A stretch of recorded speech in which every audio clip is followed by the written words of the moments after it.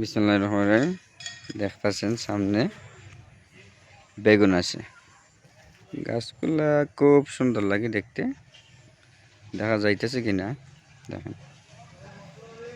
এই গাছগুলা বাজার থেকে কিনে আনা গাছ, বাজার থেকে কিনে আনাও যে ফল ধরছে, মানুষ প্রতিনিয়ত নিয়ে এই জায়গা থেকে খাইতেছে। এগুলা পারিবারিক সবজি বাগানে আসছে। দেখেন পারিবারিক সবজি বাগানটা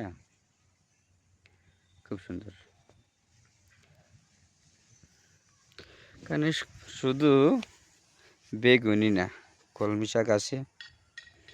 এই যে দেখতেছেন, এগুলো হচ্ছে কলমি শাক। এই পাশে যেটা আছে সেটা হচ্ছে সুকাই পাতা, শিম আছে, মূলা আছে, টমেটো আছে, ডাঁটা আছে, শসা আছে, আরও অনেক ধরনের সবজি আছে যা নিজে উৎপাদন করে ওরা নিজেই তাদের পরিবারের চাহিদা মেটানোর জন্য আর কি। দেখতেছেন ধনিয়া পাতা, খুব সুন্দর ধনিয়া পাতা। এগুলোর মধ্যে রাসায়নিক কোনো কিছু ইউজ করা নাই, যা ইউজ করা শুধু এগুলো জৈবিক জিনিস ব্যবহার করে এগুলোকে ইউজ করা হয়েছে।